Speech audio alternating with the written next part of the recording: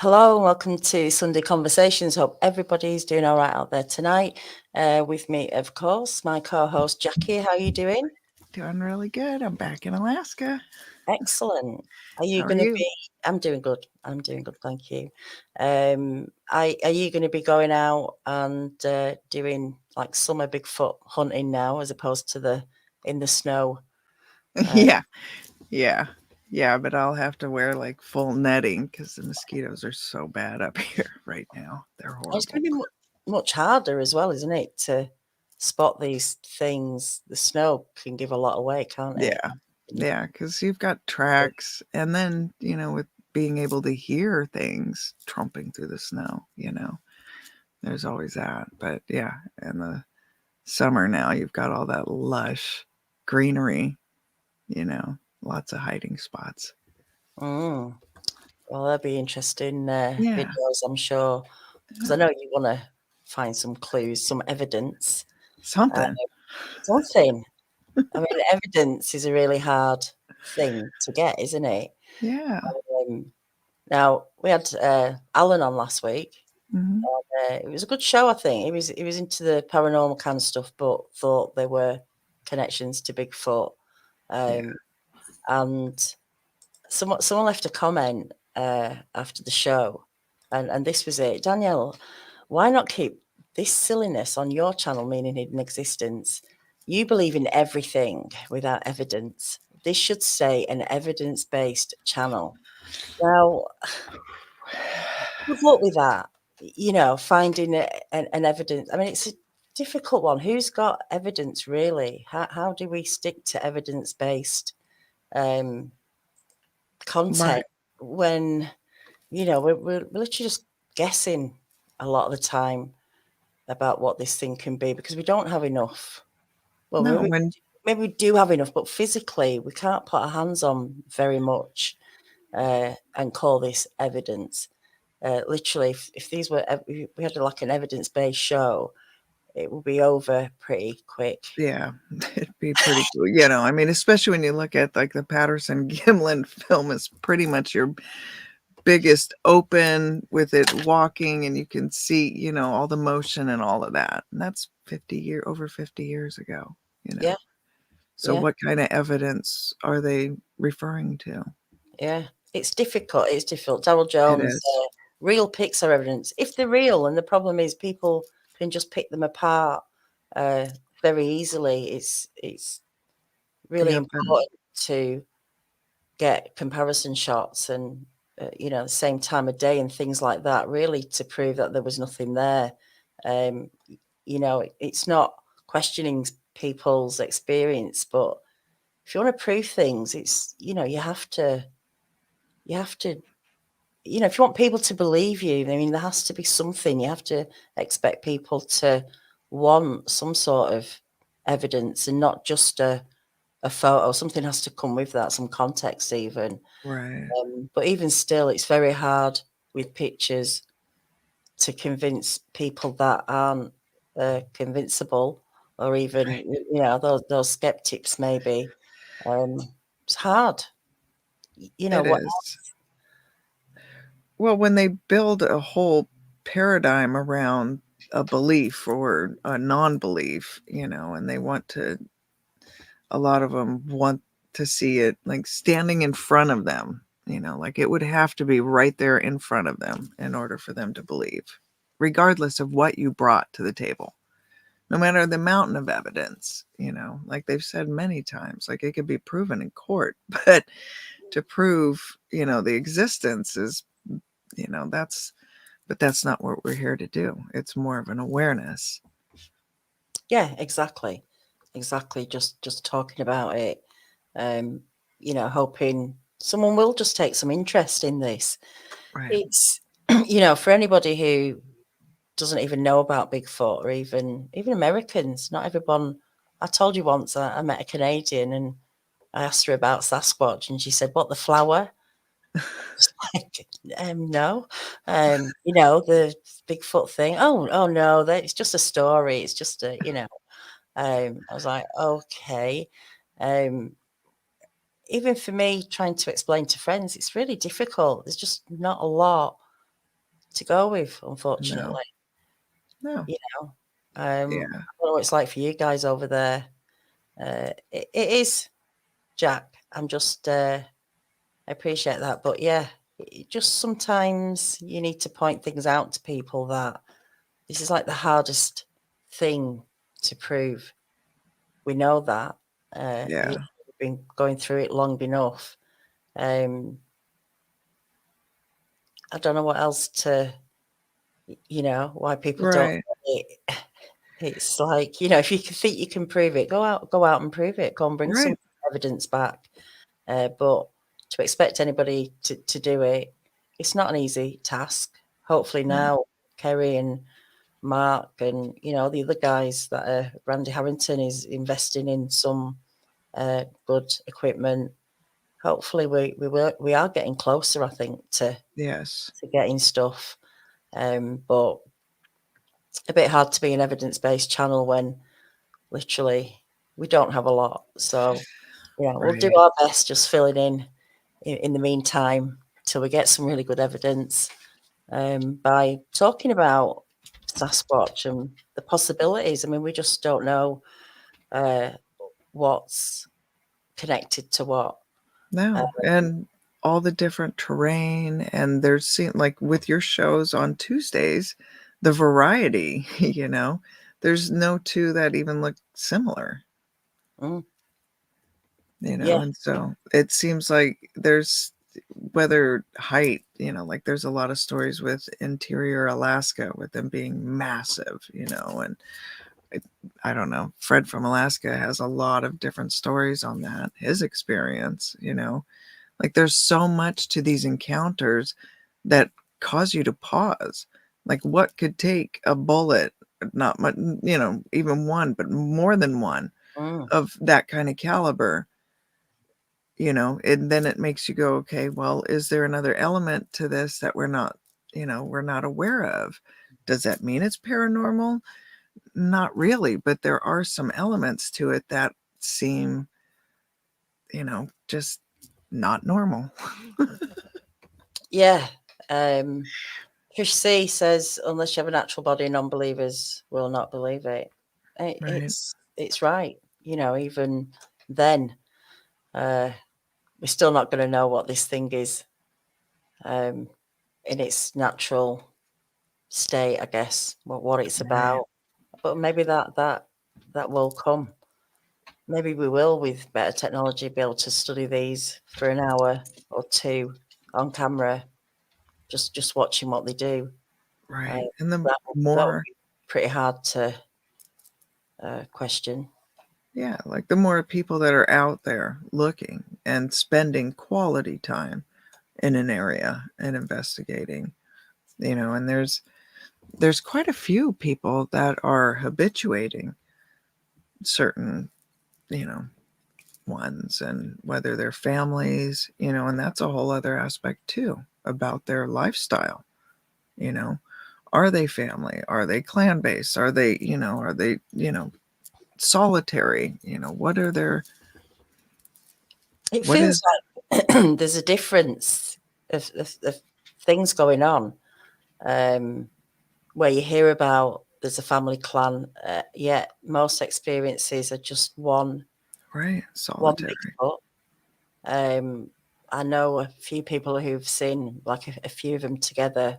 Not many, but I mean there might be the Bigfoot around, but you tend to think even those ones that are crossing the road, they're just on their own generally.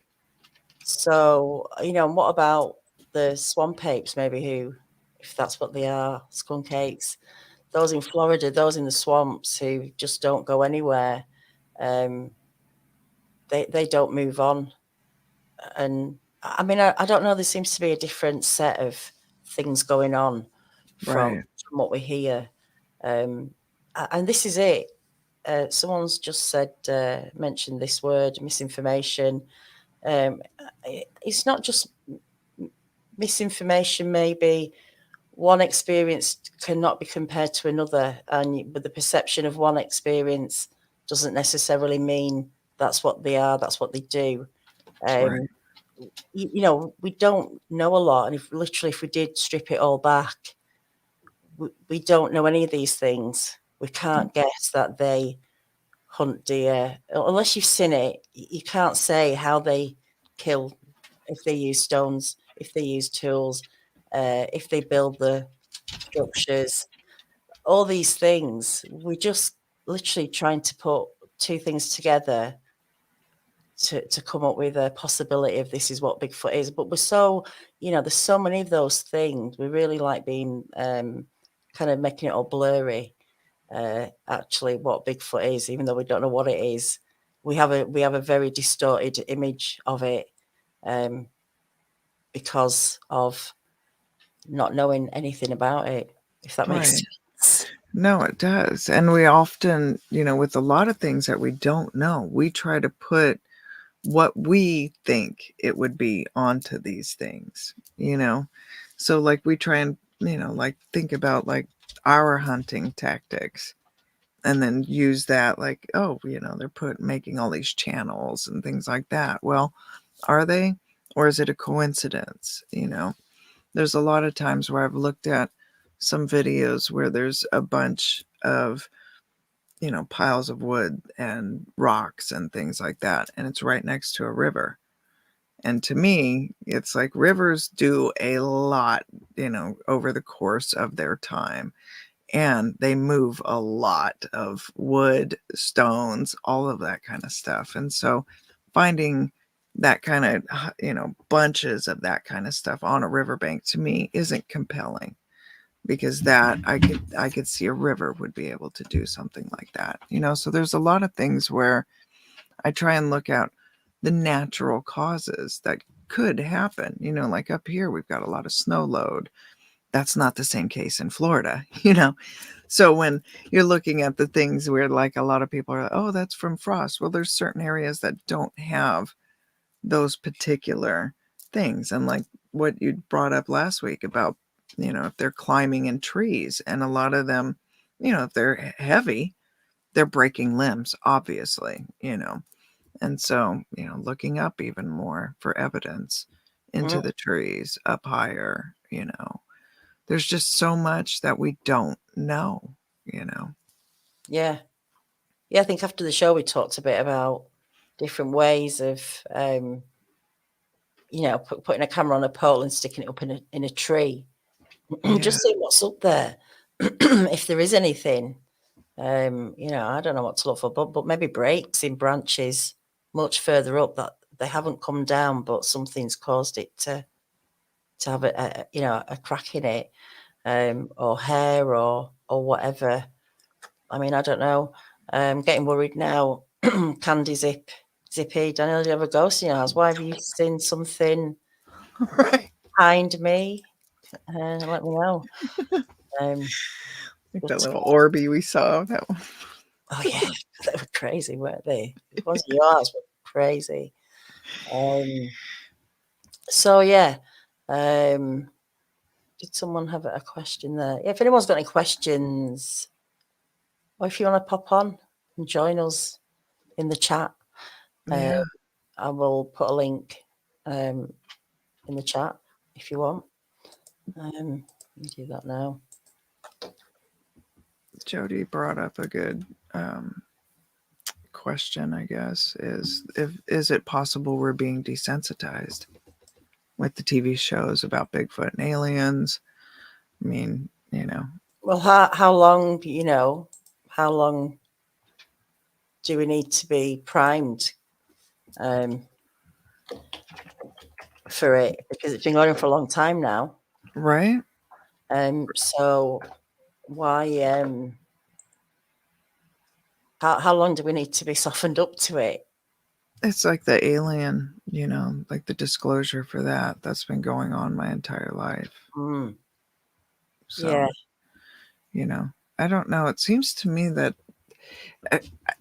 it seems like in the 70s, growing up, it was just an accepted that they existed.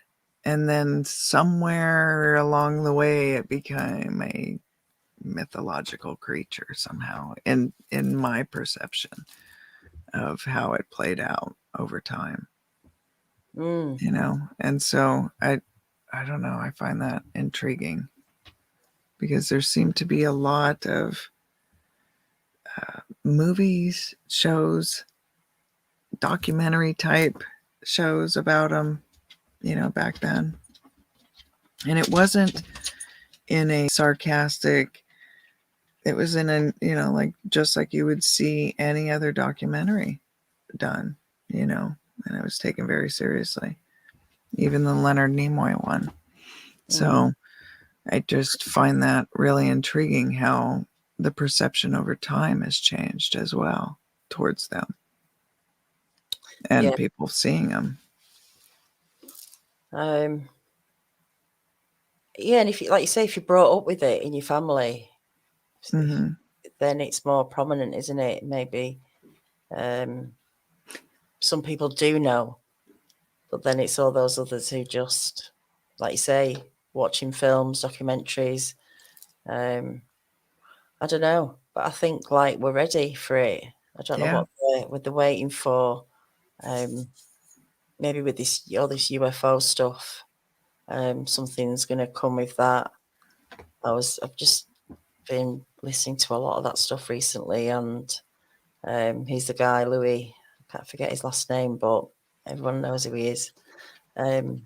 He's pretty much saying there's aliens out there, and you know maybe they are here. I don't know. We're not really a UFO alien channel, but you know if you know, I find it weird they're quick to disclose that they don't know what they are and they could be, you know, out of this dimension or whatever, but won't admit to some furry creature that's in the woods just doing its own thing. Because if it was just doing its own thing, what's the problem with letting us know that it's out there? Right. You know, if it was a killer, we'd know about it. Not Yeah. think. I would think so because, like bears, you know, they tell us about bears. Like we're allowed in these dangerous areas where cougars, bears, moose. I mean, moose are very dangerous. You know, all of these wild animals, polar bears. You know, so it's. I find it's not due to their, you know, danger level because we're around. You know, like you see all the videos of people in Yellowstone. Like goodness. Getting out of their vehicles, trying to dance with bison, and you know, like it hasn't stopped people. No, we don't learn, do we? Though we don't. Mm-mm. People don't learn. No. Unfortunately, there's always someone going to do it. And what was the recent one? The guy who's just been eaten by an alligator. He's in either not the golf course or somewhere in America, and he was told like not to mess around in there, and he got eaten. Ugh. You see all those videos, don't they? People. Mm-hmm. But the guy recently poked his hand in the tiger cage and got his finger basically bit off. So, you know, why do we think it's like your little pet? Right. It's just an animal, isn't it? A wild animal. We shouldn't mess with them really, but it's just like any other creature. These things are just doing what they do. Right. Like you might come across a deer one day, you might come across a rabbit or a hog or whatever. You might come across a Sasquatch. Maybe that's how simple it is, but why not disclose it? That's a big question. Exactly. So we don't have the answers to that. That is the most intriguing piece of this puzzle, too, I would think, is why there's this ignorance of it from that end. You know, whether it's the Forestry Service, you know, whatever department you want to point a finger and say, hey, they should be telling us about these things, you know. It seems like there's nothing coming from them. There was one, oh, well, I don't know, post or two from Oregon. And it's like this Oregon Life where they were making fun of the subject in a way, in a joking manner, and saying, you know, it's, you know, Sasquatch breeding season, so be careful when you're in the woods. Do not play Sade and all this stuff, you know. And they were being funny about it, but it's still, you know, it makes you wonder. Definitely. Mhm. See, Nuge, Jenna, how did you get into Sasquatch? I didn't have a clue about Sasquatch or Bigfoot, and I kept getting recommendations on YouTube. One particular video, it was something called like man, Bigfoot talks to man, or man records Bigfoot talking to him, and Oh, right. it was Mike Patterson's Sasquatch Ontario, Nefertia doing his, flower and brother and all that. And I didn't have a clue what Bigfoot was, literally, even though I'd seen that Patterson footage in the 80s. That was like, 1 minute in my life that I'm not going to remember that thing again when I was a kid. And so then I went on to Christopher Noel's, I think, and he seemed a little bit more flesh and blood. And so there was, I'm kind of like filtering through all these videos because there's so much stuff out there that you really don't know what's what, and there's so many different experiences, and I still haven't got a clue what this thing was really. I kind of wasted a lot of time watching a lot of rubbish, to be honest. And then I came across Bigfoot Odyssey, the first documentary. It had just come out, and I was like, I didn't want it to end. I just really enjoyed listening to it. It seemed so down to earth and, real to me, like talking to real people, having real experiences. That after I finished that, I clicked on, other videos. There was nothing. It was just like this one documentary from Bigfoot Odyssey. So I was just really waiting for like the next one to come out because there's not a lot of quality stuff out there. And also seeing that, actually seeing people who've had encounters. I wasn't even listening to Sasquatch Chronicles and nothing. Literally, this was the first kind of thing I got into. So, yeah, it just kind of evolved from there. I didn't really have a clue what Bigfoot was. I wouldn't have even thought about it. I don't even know why I got the recommendation because I was kind of watching maybe ancient civilization stuff and things like that. And there's a connection, obviously, maybe. Otherwise, why did they recommend that to me? Because I literally would not have put Bigfoot or Sasquatch in the search. So, yeah, that was it, really. How you doing, Nat? Rolling Thunder, do you think we'll ever find out what the tree structures are for? Well, that's if they're making them, and I know people are going to go, oh, they do. Well, maybe they do, but I just don't see the point of them.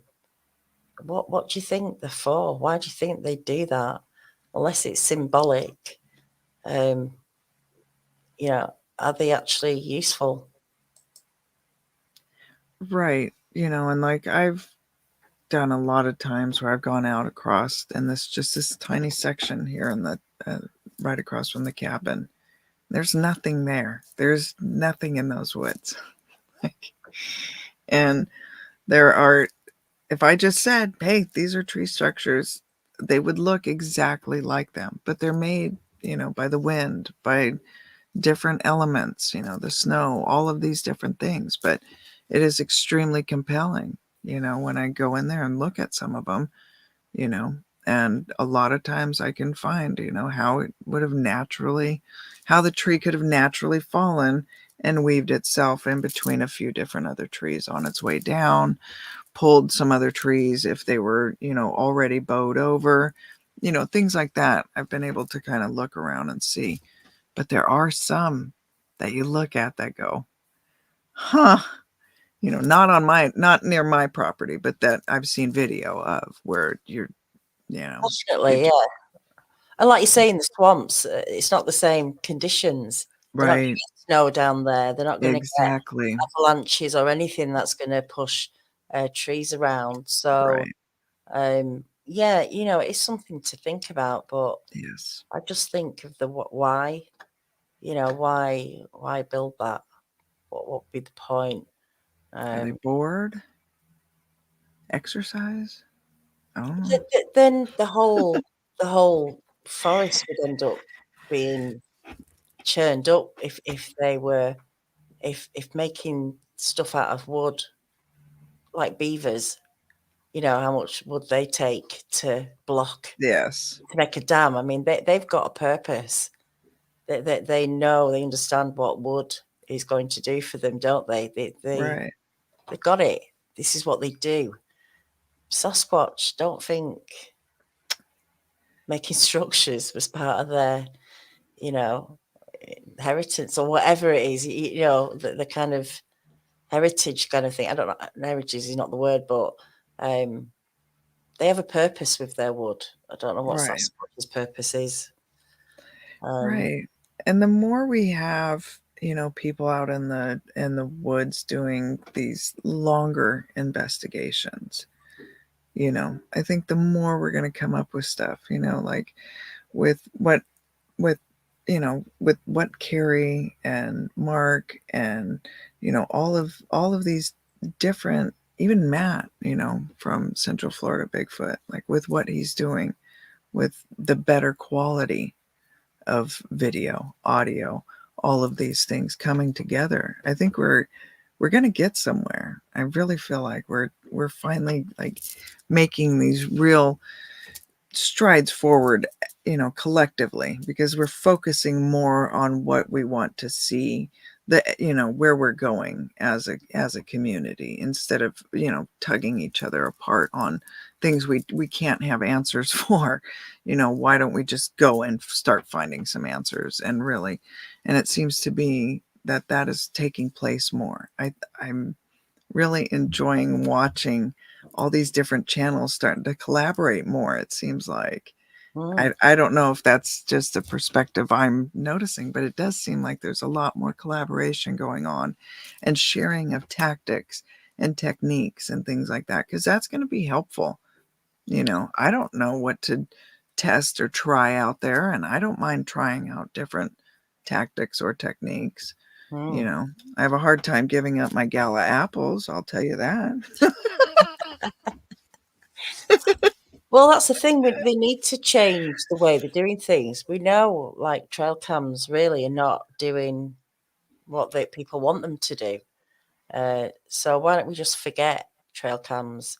Yeah. It's easy to say that, but we need new ways of, how do you play Sasquatch at its own game?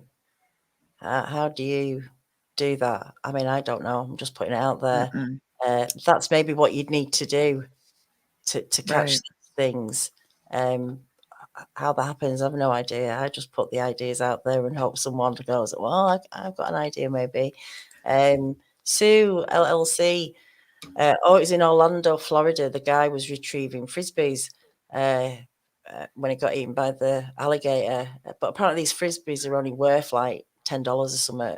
And I think he was trying to make a bit of money Oh, by selling them back to people or retrieving them for people. I'm not sure, but yeah, it didn't work out for him. that ROI wasn't in his favor. Mm-hmm. Not that I time, no. Yeah, I don't know. I think it'll be really interesting though, like we were saying, the more that people with an objective to go out there and spend quality time and just focusing on an area, and trying to produce some more quality type interactions. It would be interesting to see them, like we watch some of the documentaries where you can see like the family units, even when they go out hunting, the different things that they do, that would be really intriguing. It would be interesting to see them making these tree structures, if that's indeed what they're doing, and stuff like that. Watching them make those those long bellowing haulers, and You know, like you have so many encounters, like Carrie watched it scream at him, you know. How many Bigfoot would it take to carry a log, like a 20, 30 foot tree? That's, They're heavy. yeah, This is what, kind of baffles me a little bit, that how on earth do they even get it upright? If something, something that's 30 foot on the ground, how do you get that upright? yeah, In without pulleys and without any yeah, a pulleys, group and yeah, it would take, there's only so far they can get before they can push it up, and I'm not sure they could. I mean, it might be worth experimenting with. yeah, Just how on earth do they pick these things up? right. Well, when you watch like how they put teepees together, even some of the big ones, you know, and they're using ropes and different systems and things, you know. I Yeah. I don't know. I find it. Or they use lighter wood. They use much lighter wood, Mhm, don't they, for yurts and things like right, that. I mean, I've watched how these families that move all the time. I don't right, know where they are, but it's somewhere where there's a lot of snow, and they've basically got these huge yurts, kind of things, and it's they build it up slowly with lighter wood, but these are big chunks of wood. So yeah, it's interesting, definitely. yeah, I'll just go through. Hi, Anita, and it says, I think one possibility of structures is a manipulation of energy. I mm, physically stepped in some and felt moving energy inside. It's been different in each too. Well, I've often said, what's the connection with wood, for Sasquatch? It's like they're connected to it a lot. yeah, If they do build the structures, if they are breaking the trees, if they are doing tree knocks, is wood got an element that we don't know about, that they know about, or something like that? right. Well, there's a story, you know, like one of Jake's friends was explaining to him that they're able to go through the trees, you know, and this is one of the elders down in King Salmon area, you know, and so that stuff is I find very intriguing. You know, I will not dismiss any of the native lore and their their stories, because I think there's a lot more to it that we just ignore because it sounds so fantastical. But maybe they're like you're saying, there's something more to it that we're just missing, you know. Is Are trees, I don't know, it sounds so far fetched, but are they able to, move Well, in and out? I have no idea. That would be I mean, that this, would make you, really question your mental stability watching that, right? And when you see where a lot of people have had these experiences where they're like that predator, where they just kind of, mm, blend into the area, that kind of stuff would be hard. It would be hard to have experienced and then have to try and tell someone that experience and not sound like you're, you know what I mean? And so I don't find that people that have those experiences are making that up. Like, why would they want to go through all of the ridicule of mm, explaining that experience or trying to, you know? yeah, no, you're right. It doesn't make sense, does it? Mm-mm, It doesn't make no. sense. I was just going to say, I mean, some people won't agree with me, but wands are made with different types of wood and crystal, and there's a Right. reason why.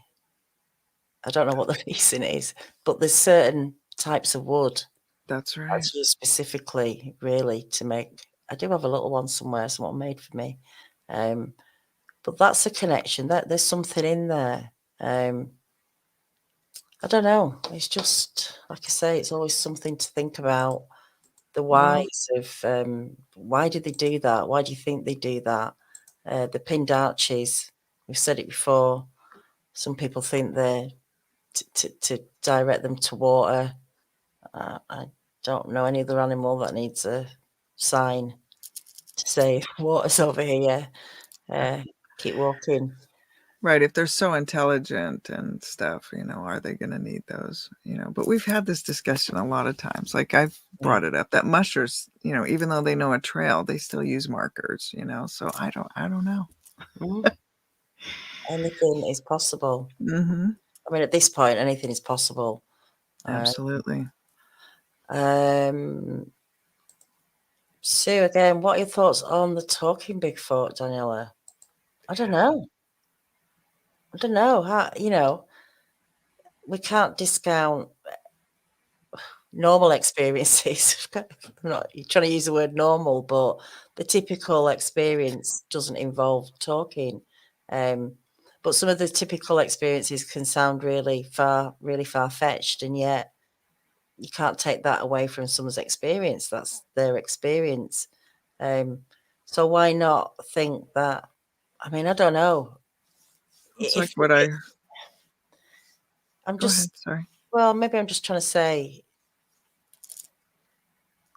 maybe you can create it, or maybe you can, read. That you can read your dog, and if they can Mm-hmm. talk, you know what Mm-hmm. they're saying. I wonder if there's something like that in there. Oh, Where you interesting. look at your dog eye and it's going, "Take me out for a walk," or Right. I want your dinner, leave me some of your dinner." I can pretty much know what my dog wants. I'm not saying it talks to me, but I can in my head put interpret the situation in my head in words. Maybe something like that goes on. I don't know. Or maybe they do that. I mean, we don't know. No. No. And like Daryl is asking, have you ever walked through thousands of acres of dense woods? Sign are necessary. Yeah, as a matter of fact, I have. Oh, I've been in some of the most remote parts of Alaska. Yeah. And that's why I was saying even mushers use them, and they know their trails and stuff. But, sometimes you get weary, tired, and those little things are helpful. It's. Bernie Gannon says tree structures may not even have the same meaning between groups in different regions. That I believe that, if that's what it is, because we don't anywhere have the same language, do we? We have our own dialects, we have our own Right. customs, maybe traditions. Maybe they have traditions. I don't know. Some animals have nest building. The male birds will create amazing nests or designs from wood and stuff. Not wood, but Mm-hmm. leaves and things like that to attract female birds. Is that a tradition? Is that what you call or just something natural that's part of a I mean, everything's got a natural way of doing their thing when they're ready to do it. I wonder what Bigfoot does. Right. Like, what are their rituals or habits? And yeah, like we were talking earlier, like what do they do when they get up? What's the first thing they do when they wake up? Are they thirsty? Are they gotta go to the bathroom? Like, Yeah, this kind of thing, isn't it? That we could, yeah, guess all day. But yeah, right. um, maybe they do have stuff. I think pretty much every animal has some sort of routine or and these little tradition things they do at different times of the year. I don't know. It's interesting. Again, I don't Yeah. know about the tree. But like Daryl says, he's been lost in a 5-acre area. Yeah, I could probably get lost in a paper sack sometimes. I mean, yeah, it's easy to get turned around in these small areas. So making signs or directions. And like I said, mushers do it all the time on trails that they know, so it's not hard for me to say that doesn't take place, because I see it take place all the time. And they make these little tripods. Yeah. It drives me crazy. Creve says it drives me crazy when these researchers tell us what tree knocking or howls mean. It's just, again, people's perception, isn't it, of what they think, and it adds to this is what Bigfoot is. For those who are just dipping in and out of this subject or don't know a lot about it, you're going to come in as a newbie and you're going to believe that they make tree knocks, they do howls. You're going to watch videos where someone's telling you what that howl means, and we don't know. I mean, it's a bit crazy too. But then if you're in it and you're studying it and you're getting a reaction from what you're doing, then you're going to have to try and explain it some way, aren't you? And so this is what happens. We just interpret what we believe is happening, because that's all you've got.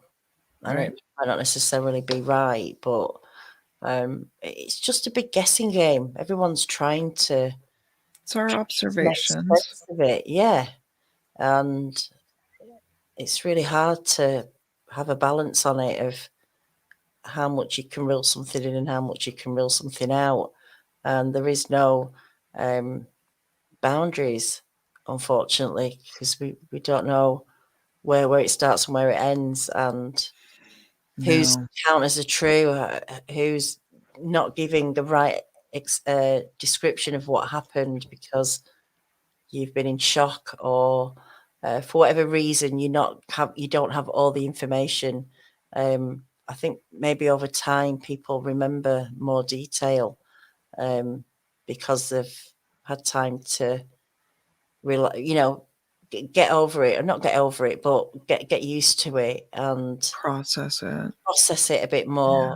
Pretty sure Kerry has remembered more stuff or more detail about stuff over time. And so not everything is as it seems.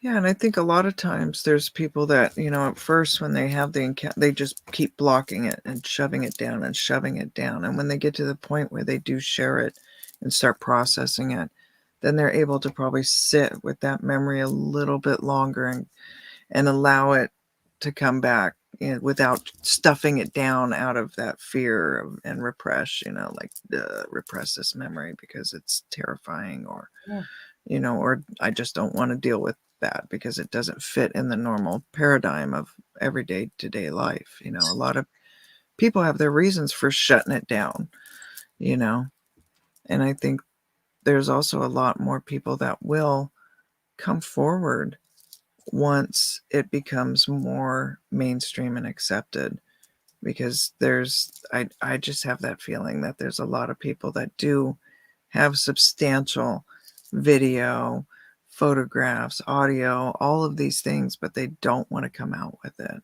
because of the ridicule that takes place. Yeah. So we're stuck really, aren't we? Yeah. Until it gets taken more seriously. And, we're just on YouTube here. You have to remember, if people aren't into YouTube and have had experiences, they're not really going... I mean, I don't know how people find the BFRO, is it? I mean, maybe on the internet, but it's hard really to find any organization or place to share your stuff. If there was more, if your town talked about it more, if you had like town hall meetings, or if there was a group set up in your town where you could actually talk to people face to face, if there was like a notice up in a shop, like Bigfoot meetings, I don't know whether you'd get to connect to people a bit more and find a lot more out, because YouTube literally is, you are opening yourself up to anybody and everything. So it's kind of maybe not. It's not the place for everything. No. Even though there are people that participate, and there are these channels, but that's not the route everyone wants to go down.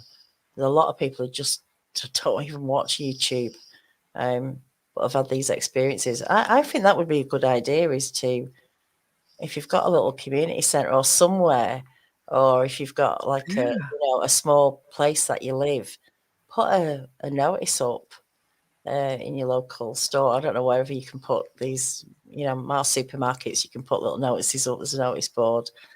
It would just be interesting. Put an email address up and see who responds. Maybe That would be, yeah, that would be really interesting to see the turnout in some of those too. Because I think like that show Bigfoot, the BFRO group or whatever, don't they do those community halls as part of their show? I'm not sure. Okay. I don't watch any of those things. Yeah, I have. I don't watch telly, I don't watch TV, so I don't have the Sky or anything like that. So I don't see any of those. What is it? Finding Bigfoot and any of those shows. I've never seen any of them. But yeah, I mean, that would be the only way prior to the internet that people would be able to get together and even discuss this as a group, really, Yeah. Mark says Bigfoot use wood for tree knocks. Possibly. People say they make that noise. Like with their... Yeah, but a bit louder. Yeah, I'm not gonna... But yeah, that. Let's see if we got any questions or anything. Hello asked, has Mark or Carrie thought about LiDAR scanning in Florida? Now, I know Matt is doing some of that, but I've been interested in that a lot because I think that will be a game changer with all of this too, because once you do that LiDAR scan and you can use your phone, for it, and you do that scan and then you bring it back and pull up it on a 3D image, it gives you a whole different perspective of the footprint, of the structure, of the different area, and even like you were talking about, like some kind of archaeological digs in some of these areas, I've that would... about that a lot. Yeah. I don't know how you'd do it, but you'd need a spot where, a hotspot area, I guess. Maybe by the side of a river somewhere, or a stream or something. I mean, I don't know, but I think that would be worth just seeing what's in the ground, Right. what's built up over years. You never know. It's just another way of examining the area that you're in. Especially in like cave areas and stuff. What's decayed over time in there and just lost to time. Yeah, I think there's more clues out there. We just don't know how to collect them, or Right. obviously we don't know how to, what to compare them to as well. But I think a dig would really make some things stand out. Yeah, I know with parks you can't dig. I mean, I know that. So there's going to be a lot of restrictions in that. So don't go out just digging. Make sure you know that you're not on someone's private property or stuff like that. But I found it interesting though that they'll, while people are out hiking in these random spots, they come up on these mounds, whether they're like a dirt mound and then there's some big granite rocks on it, and things like that. It would be kind of interesting to... I mean, I'm not into disrupting a gravesite if that's what it is. Yeah. But that would be interesting, though, if, like, I don't know. you'd need to, you know, contact some group that do these studies. That maybe that's my homework, is to That ground penetrating kind of. We need some technology, is what needs to happen. Yeah, definitely. More than Big bucks. spades and a little bucket. We need MIT. Yeah. No, it's just, I think there's a lot more we can do. But like you say, I'm sorry, I'm trying to read at the same time, just see if I've missed any. Okay. Oh, I'm well behind. But I've been talking. Yeah, like Cheese Freak said, Jason with his background, you know, like get some people, like there's so many people in the community. We have a wealth of knowledge available to us, you know, pull them all together and really do something with going forward as a, you know, a group with a unified purpose on getting some answers, you know. Yeah, definitely. Right. Sorry, I feel like I've missed a load of comments in that. Strange land. The forest people are part of unknown world of intelligence or shared intelligence. I've learned there's so much energy or world around us. We only stay in what we think, learn, and or understand. We do. Yeah. I said Create this. a bubble. Yeah, I said this last night. I think that, you know, we're all in our own realities. We're not in each other's realities. We might be in part of people's reality, but there's nothing to say that we're living in the same reality of what we think life is, how people treat us, how we see the world. Everyone's got their own reality. Beliefs. You know, what is reality? It's many different things to different people. And so, you know, we're missing out on stuff because we're just enveloped in our own kind of thing. So, how do you break out of that? Is just maybe taking a leap of faith and going with something, whether you believe it or not. Like the Bigfoot thing, if you're not a believer, go with it.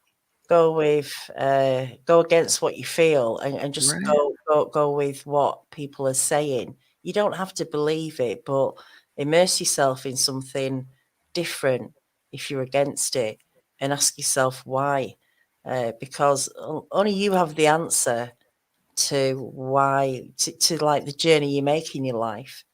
You know, only you can stop and review what you're doing and ask yourself, is this working for me? Is it not working for me? Why don't I like? Why do I respond angrily? Why do I respond in this way to certain things that I don't agree with? Why does it shake me up instead of Right. like? Why don't you just question it instead?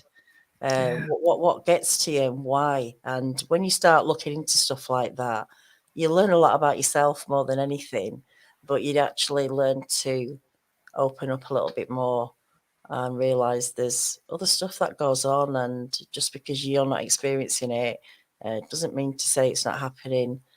Maybe one day you'll be in that position and you'll be grateful that you opened your eyes a little bit more to life and what's going on around.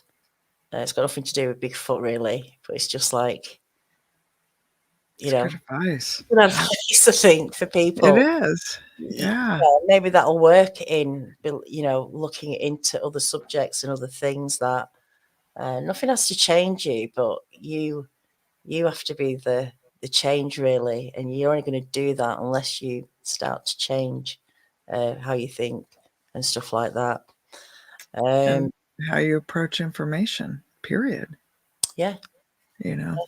definitely. Randy Spurl, does anyone think Sasquatch can telepathically speak to other animals in the woods? Mm. I think there's a kind of like a, you know, an unsaid language, a bit like unwritten rules. You just know. I think energy or smells, you know, like cats kill these little birds and mice, and they get that smell of adrenaline on them, fear, and so the other cats won't come near them, or nothing else will bother them. Maybe that's what goes on. Maybe, you know, they go around with smells which give off natural instinct to not mess around or to be playful, or I don't know. There's different ways animals interact, and Yeah. they obviously don't talk, but well, maybe they do. I don't know. But there's some unsaid kind of, like you do with your dog, I guess. Mm-hmm. You just end up communicating, even though you don't speak the same language. It happens, doesn't it? Maybe that's what Yeah. animals do. Maybe they just get on a lot easier than humans do. Well, Maybe, maybe just, you know, just get on with it. And it's like a mother and a baby. You know, the baby can't speak, and yet somehow the mom is able to pick up on the, you know, like parents can pick up on certain cues and know what their child needs, you know, without them, exactly. you know. Yeah, there's something dynamic about our world, you know, and I'm so fascinated by, you know, the metaphysics and philosophy and things like that. And I'm always finding myself looking into different areas that I find absolutely unbelievable. But after I start going down, like you said, just listen to it for a while. It's kind of interesting because then you can kind of say, oh, okay, I can see where that becomes like, okay, I can understand how they can see it that way, you know. Mm. Understanding perspectives, I think, is important too, you know. Yeah, definitely. It's not just about you, is it? Right. You know, the way the world works, and yeah, like you say, perspective. It's, it's what we've been talking about all night, really, isn't it? It's just different views, and there's no reason why we can't all get into this subject without fighting, or without Right. you know, thinking you're right, or someone's wrong. Well, Because it's like someone that has an experience with a bear. Okay, let's just use bears for an example. Like people can relate to bears in one way or another. Let's say someone has an encounter where they've had a big brown bear come up to them and they've managed to scare it away. Now, are they able to say that that's going to be the same with every single brown bear they come across? Absolutely not. So, you know, I mean, there's those kind of factors too that I think that are at play. You know, we cannot just say that this is rote, even though we've seen, you know, like this behavior with an encounter or something. We cannot claim that that is rote throughout all, right? Like, you know, so there's a lot of that too that I think that gets thrown around and mixed up and added to the confusion. definitely, definitely. Luckily, you know, we can study bears more than we can, Hmm. and that's the big difference. And it just shows you that we haven't got a clue. Right. You know, we can talk about all these. Even I can talk about bears now. I've never even seen one, but you know, I've looked into it a little bit more. And these, I love these. I don't love them, but the scary bear Yeah. stories just I've been listening to shark stories recently, shark attacks. It's like it's cute. Ugh, I don't even know how I can listen to them, but it's real. You know, it happens. The worst thing I can think of is being eaten alive by something. I mean, it yeah. just doesn't get any crazy, does it? But look, guys, we have come to the end of the hour. It has been a good one tonight, I think, Yeah. to, you know, basically try and strip this subject down a little bit and see what we do know. And like I say, it's not a lot. Hopefully, we're going to get more evidence, and we'll keep it evidence based once we've got some like real evidence. But until then, you know, we're going to keep mulling it over and seeing if we can just one day breach this subject somehow, some way. But guys, if you've got nothing else to do, pop on over to Hidden Existence in 15 minutes. I'll be on with Jason. We'll be talking about all sorts tonight, I'm sure. Oh, But until the next time, I'm pretty sure we've got to Drawing Bigfoot on Tuesday. I'm going to confirm that tonight, if not in the morning. And if not, we'll be here on Wednesday with a researcher's report. But until then, everyone, have a good night. And hopefully I'll see you in 15 minutes over on Hidden Existence. Until then, everyone, have a good night. Bye-bye. all right. Good night.